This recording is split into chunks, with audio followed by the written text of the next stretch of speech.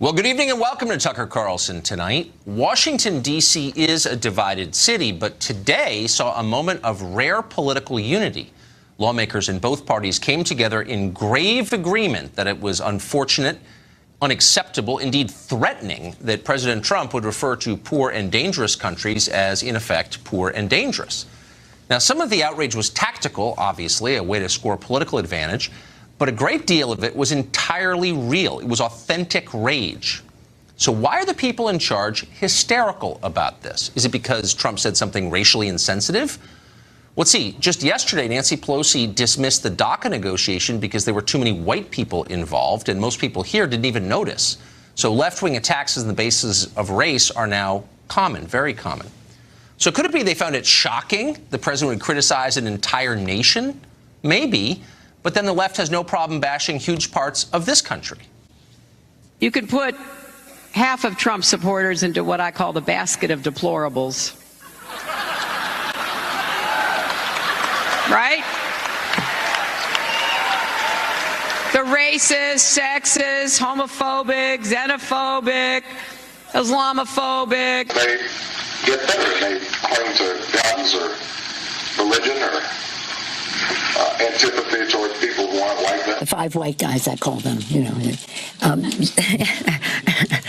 said, you going to open a hamburger stand next or what? So they don't have a problem dismissing entire populations. So what is the real reason for the panic you're watching right now on cable television? Maybe it's because Trump's remarks are forcing precisely the kind of conversation our leaders don't want to have. He didn't do it on purpose. It was accidental, but he still raised questions they'd rather not answer, like, who exactly are we importing into our country, and how are they doing once they get here? Answer, of course, well, they're all valedictorians and war heroes, and in fact, way more impressive and way more American than you will ever be, so shut up. That's what we're told. That's what we're required to believe. What if it's not true? Last year, the U.S. accepted 23,000 people from Haiti and 172,000 from Mexico. Immigration from El Salvador has been so brisk in recent years that 1 in 3 Salvadorans now lives in the United States. Has America become a better country as a result? Maybe, maybe not. Maybe we ought to talk it through and decide before we continue with our current immigration policy. Leaders who actually cared about their people would do exactly that. And yet our leaders just yell at us until we stop asking questions. Senator Lindsey Graham of South Carolina released a statement today that neatly summarizes how most of official Washington thinks about this subject. In a statement, Graham dismisses the idea that America should even think about what kind of people it lets in. Quote, "I've always believed that America is an idea," Graham wrote, "not defined by its people, but by its ideals. Diversity has always been our strength, not our weakness." America is defined by its ideals. Okay, so what are those ideals? It might be useful to know, considering how important they are. Well, diversity as our strength is the only one our leaders seem to agree on. The less we have in common, somehow, the stronger we are. Is that true? We'd better hope it's true because we're betting everything on it. But there's a deeper problem with what Senator Graham said. Quote, "America is not defined by its people." Really? What do its people think about that? Are they pleased to learn their leaders consider them merely a commodity, a set of interchangeable parts? America's actual people, with their actual families and towns and traditions and history and customs, may be surprised to learn that they're irrelevant to the success or failure of what they imagined was their country. According to Lindsey Graham, you could take our entire population and swap it out for 320 million, I don't know, Chinese or Indians or Africans or Canadians or people from New Zealand, and the place would be no different so long as the idea was still there. Does anyone actually believe that?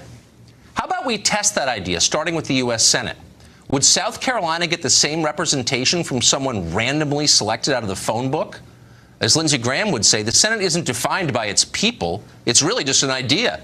And as soon as you start defining things by ideas rather than individuals, people become irrelevant. Jason Nichols is a professor of African-American Studies at the University of Maryland, and he joins us tonight. Professor, thanks for coming on. Thank you. So this isn't a debate, from my perspective, over whether or not the president is vulgar. Yeah, he is. It's a much bigger debate about people and do they matter? Are people interchangeable? Are all populations the same? So if I took your neighborhood where you live and took out everyone who lived there and replaced them with other people from somewhere else, would the neighborhood be the same? So, first thing, since you said it's about people, I do want to mention a couple of people. I'd like to mention U.S. Army Sergeant Mario Nelson, who gave his life for this country. Mario Nelson was born in Haiti. Yeah. He left a 3-year-old daughter who's now a teenager. If she's watching this show, I want to give my condolences. But he gave his life for this country. My friend Paul, who his very good friend, while he was in Afghanistan, died in a rocket attack. She was born in Kenya. But if you're expecting me to be surprised, I'm not at all. I spent part of the day with a terrific guy from Haiti. I mean, there are a lot of great immigrants here, including from Haiti and El Salvador and a lot of countries you wouldn't want to live in, and they're great people. I'm not contesting that at all. Okay. I'm merely saying the idea that all populations are the same, or the people of America don't have a right to determine who comes here, or if you take a ton of people and replace them with another group of people, that everything's exactly the same if they have the same idea. That's just not true. Well, then if we believe that we like the way America is right now, then why are we trying to get rid of large numbers of people who are here? Well, I don't know, but that's and again, I'll mention by the way, one other I appreciate. name. But look, we could play the I know an impressive immigrant game. And I would agree with you in every case, because there are a lot of impressive immigrants. Okay. But there are also a lot of impressive native-born Americans and unimpressive ones who need our help. Two of us right here. Who need our help. There are a lot of them. Sure. But the idea that it's somehow outrageous or bigoted to say that there are differences between countries or cultures, that's insane. That's lying. So what is outrageous and bigoted, among many things that our president has said, what is outrageous and bigoted is to select certain places and call them crap holes. And again, I'm going to edit myself here, but to call them crap holes. Now, again, Haiti and continental Africa have very little in common. People from Norway don't have to leave. Okay. There's no reason to leave Norway. Norway, you get free health care up until the age of 16. If you were really interested in helping America, you would want the most impressive people you could find. Some would be from Nigeria, some would be from Norway, some would be from Togo, some would be from Japan, to move here. But you would rate them on the basis of how impressive they were.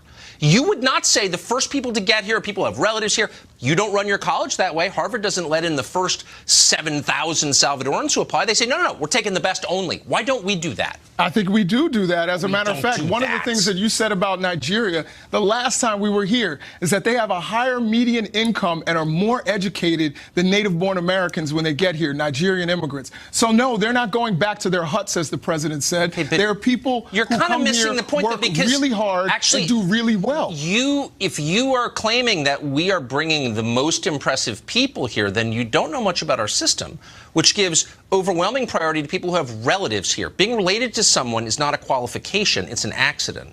So we don't have that. That's not a criterion that Apple uses when it hires people. If you really cared about America, you would say, we're only taking the best. We'll devise a test to figure out who they are, but we're only taking those people. Well, again, I think Sergeant Nelson was the best. He came here. He sacrificed his life for this country. But I agree. I'm not contesting that. So then what? I'm not. Oh, so you're saying?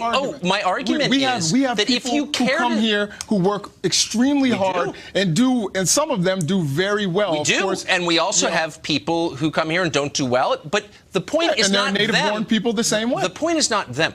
This country belongs to American citizens. Period. Okay, so that's where we start.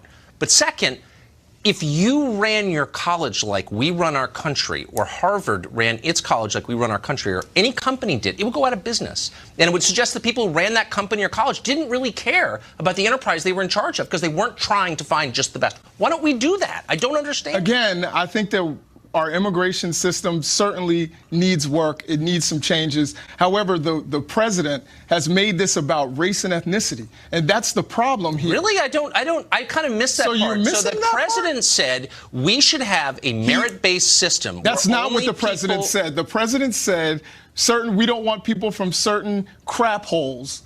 And was referring to the African continent. No, he was saying that our immigrant. Look, I'm not here to defend. You are correcting his statement.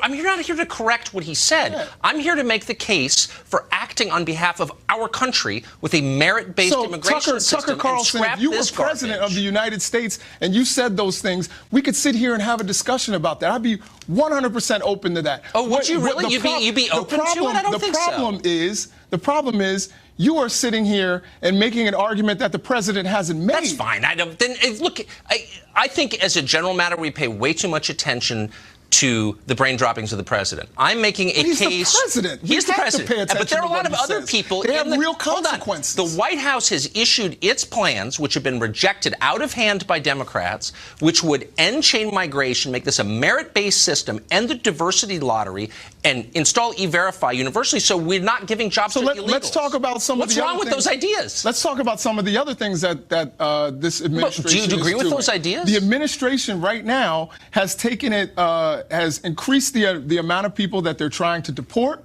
and is talking about leaving 800,000 young people who have lived here, like my friend Nancy Raise, since the age of 3, trying to keep them So we're not from getting allowed an to education. deport people who are here illegally? If I show up at Harvard without enrolling and start taking classes and they kick me off campus, are they immoral for doing that? Like, what are you talking about? If someone has been here since the age of 3 and didn't choose to be here, and this is all that they know, yes, that is immoral. Any non-criminal DACA recipients, and we're not going to, as you know. But people who commit crimes who are here illegally, why do they have a right to be here? I'm totally. But it's not about crime. As a matter of fact, since the Obama administration, the people who are being detained who have not committed You haven't answered any of my questions. Have risen.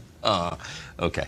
I just want to treat our country with the love and respect that you treat your college with. That's it. Absolutely, and I want a country that sticks to its values. Right. One of the things that is protecting its own people one of the things that is on one of the greatest symbols of freedom in this country, of course, is the poem that talks about the huddled masses. It talks about bringing poor, even homeless people, and giving them opportunities. We've done a lot of that. And that is something that we stand for as a nation. What we stand for is protecting our own people, because it's their country. It doesn't belong to people from other countries. It belongs to us. We're Americans. That's the whole point of a government. And I don't think our interests are being looked out for first. I just don't. Yeah, I would disagree with that. All right. I think, Professor? I agree with you that I think this administration is not always looking out for all its citizens. I certainly agree with you. Good to see you. Absolutely. Victor Davis Hanson, a fellow at the Hoover Institution and professor at Cal State Fullerton, and he joins us tonight. Professor, thank you for coming on. What do you make of this debate? Well, I mean, everybody believes that the president would be better off using language from the Sermon on the Mount than Howard Stern, and he could have easily said, we would like to prefer people come from the top tier in the new UN Development Report or GDP rather than the bottom tier. And after the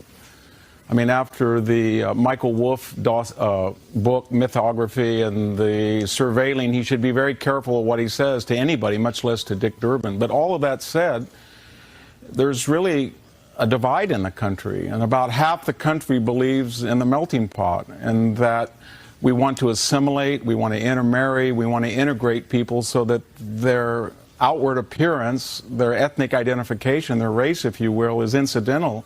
It's not essential to who they are as individuals. And to do that, we need diverse immigration. We have 30% of all people come from one country, Mexico. We need meritocratic, we need legal immigration, and to the degree somebody has skill sets or capital or knows English, that facilitates the melting pot.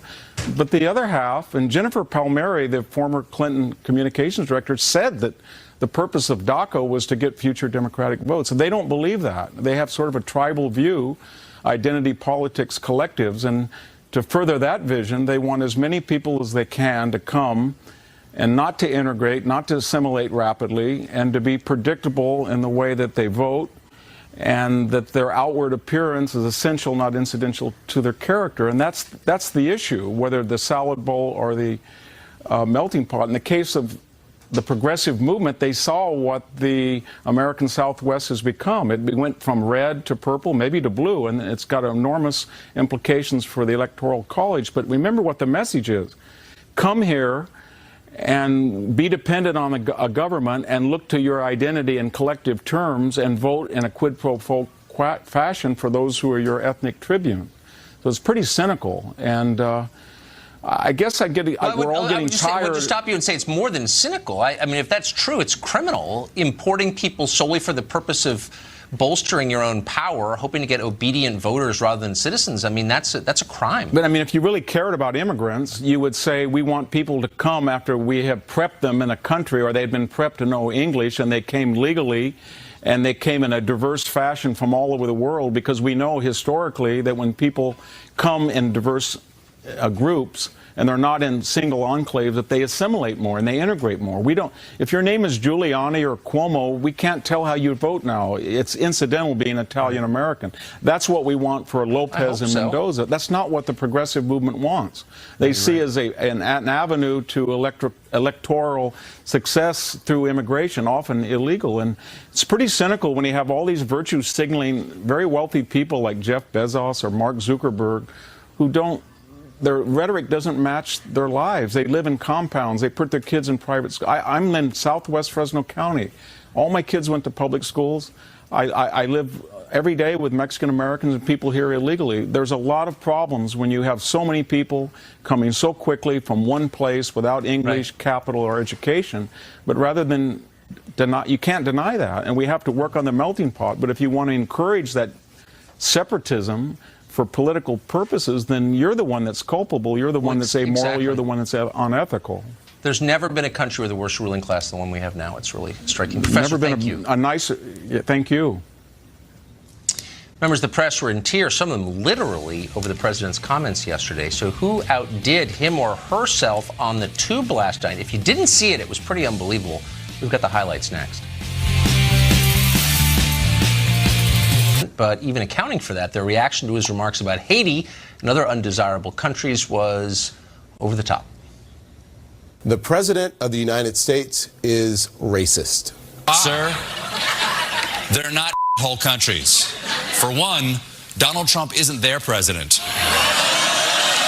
Because we now know that we have in the White House someone who could lead the Ku Klux Klan in the United States of America, somebody who could be the leader of the neo-Nazi. Our president is a clear and present danger to non-white people in America. Gutierrez guy's unbelievable. Joe Concha writes about media for The Hill, watches TV for a living, and joins us tonight. So, Joe, I was preparing for yesterday's show, so I missed a lot of this. What were our moral leaders, our ethical betters on cable television telling us last night? Our media overlords, well, for starters, I'm a little banged up today, I got to admit, because I was stupid enough to play the S-hole drinking game, which is entailed by if someone says S-hole, uncensored, right, the whole thing, you have to do a Boilermaker shot. And by the end of the night... You're in the hospital? Yeah, it was said 36 times. So I actually did 36 Boilermaker shots, which meant I got to see the afterlife, which is glorious, until the EMT brought me back. But that was the thing, right? It was an attention prop, that if you're going to use S-hole in a report, quote it once, it's verbatim, I get it, do it. After that, it becomes simply a matter of, hey, look at me, I'm being edgy, I'm swearing on the air. And on one network alone, it was said 36 times for effect.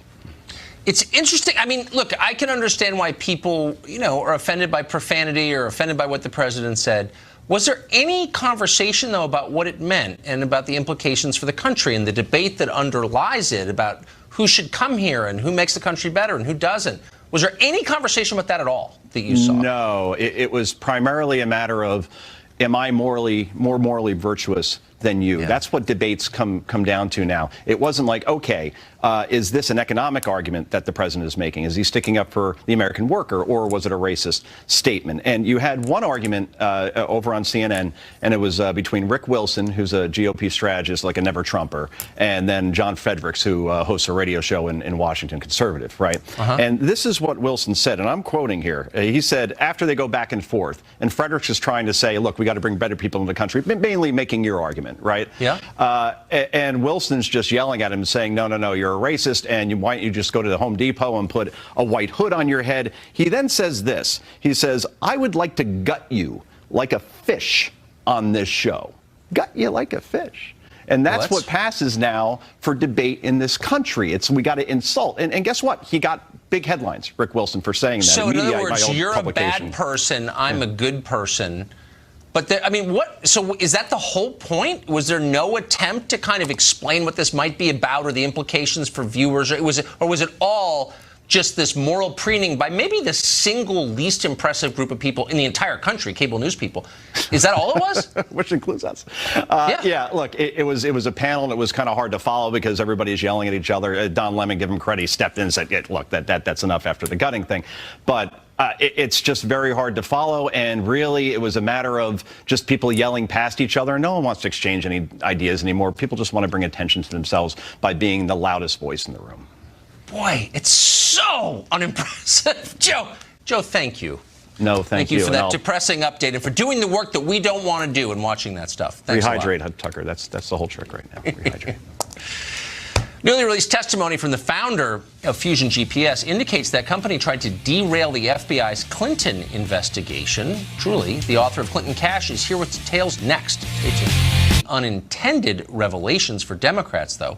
For instance, Simpson's testimony suggests that even as Fusion was encouraging an FBI investigation of Trump and his campaign, it was also trying to hinder an investigation into the Clinton Foundation. Huh? Peter Schweitzer is very familiar with subjects like these. He wrote Clinton Cash. He's an expert on all the arms of the vast Clinton nonprofit and profitable octopus. He joins us tonight. So, Peter, tell us what this transcript suggests.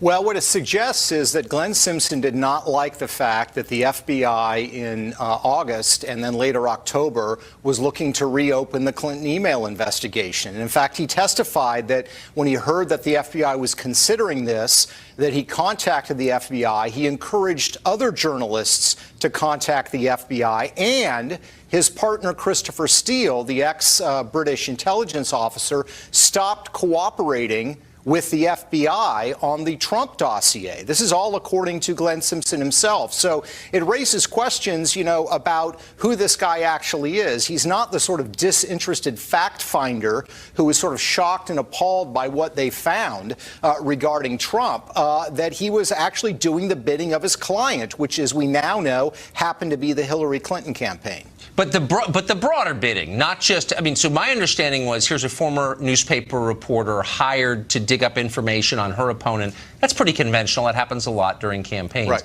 But this suggests that he was, in fact, a partisan trying to help the Clintons in another arena entirely?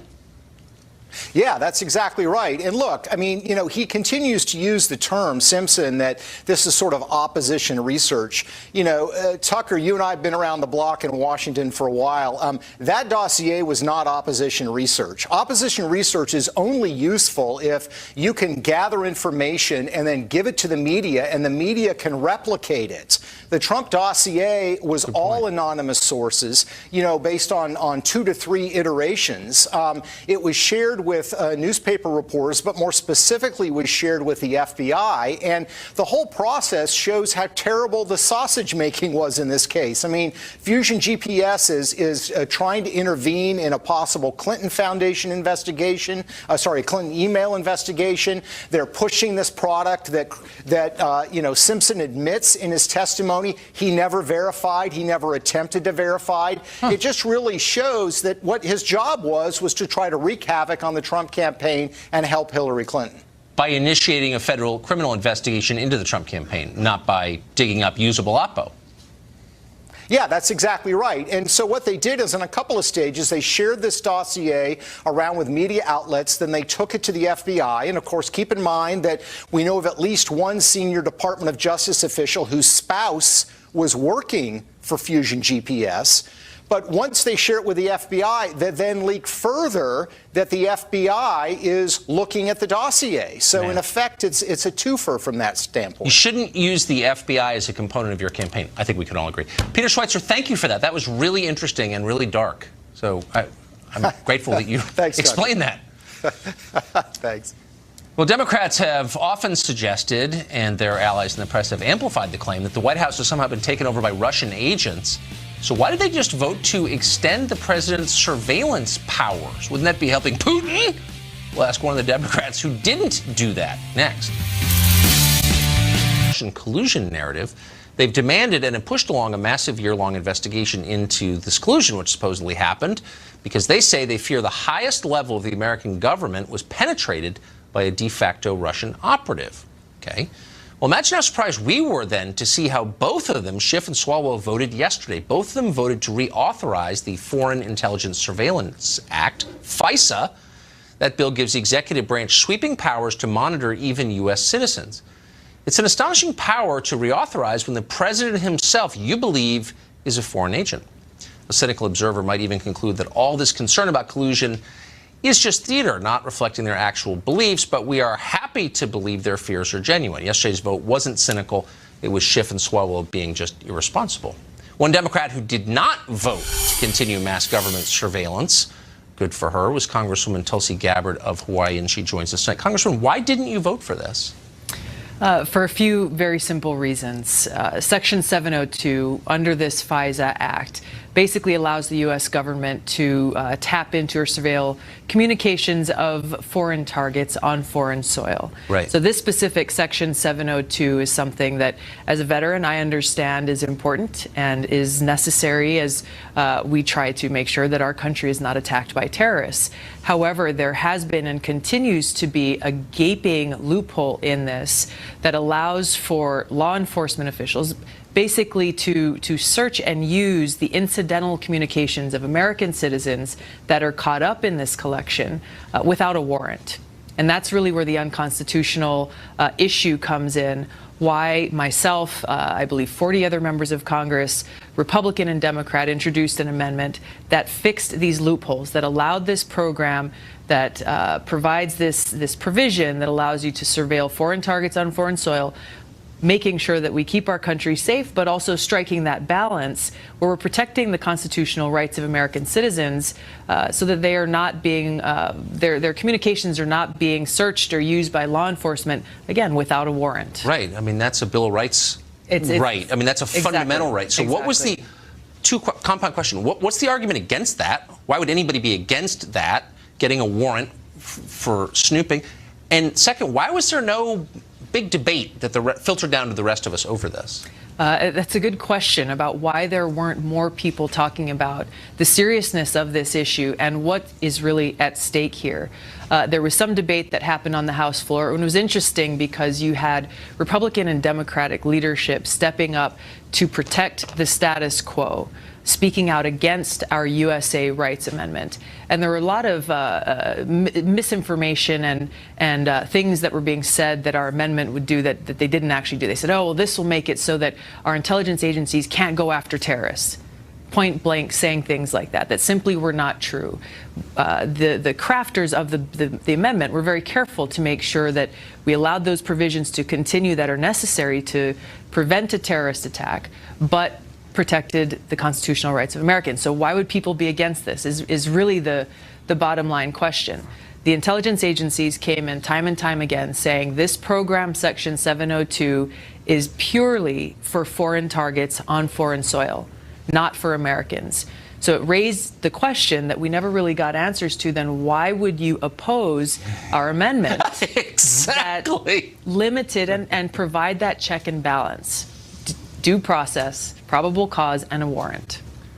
If you give up your constitutional rights, what's the point of any of this? And that's really the irony of the situation, is that when you look at what terrorists want, they want Americans they want us to give up our rights. They want us to give up our freedoms.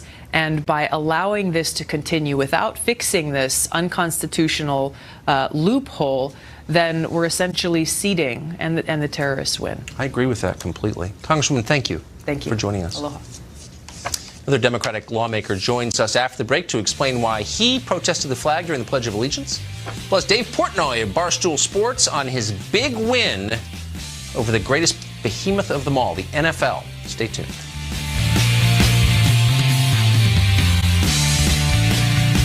Your brain changes as you get older, but